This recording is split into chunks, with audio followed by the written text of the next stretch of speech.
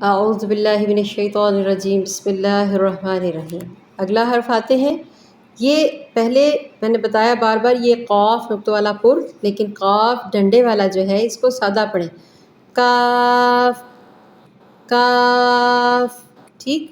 اب یہ ہے کاف زبر کا، با زبر با، کعبہ، دال دو زیر دن، یہ ہم نے سادہ پڑھا۔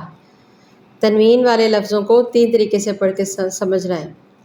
کعبہ دن، وقف کی صورت میں دال کے اوپر جزم پڑ جائے گی، اور دال کون سا لفظ ہے؟ قلقلہ والے حروف میں سے۔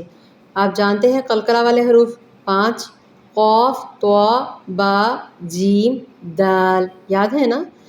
تو وقف پڑ جائے گا جب اس کے اوپر جزم آ جائے گی تو قلقلہ والا حرف بن جائے گا دال۔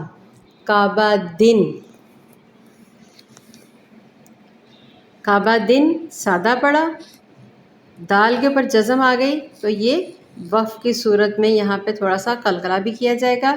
کعبد، کعبد، کعبد، کعبد، ایسے نہیں پڑھنا، حرکات کو لمبا ہونے اور جھٹکا لینے سے بچایا جائے گا۔ کعبد، وقف کی صورت میں کعبد۔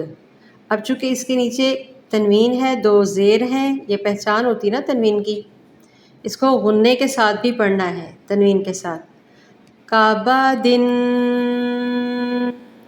کعبہ دن،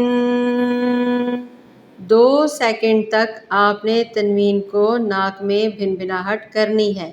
کعبہ دن، اور کاف کو سادہ پڑھیے گا، موٹا نہ کیجیے گا۔ کعبہ دن، سادہ پڑھا جائے گا، کعبہ دن، وقف کے ساتھ۔ کعبد، تنوین کے ساتھ۔ کعبہ دن،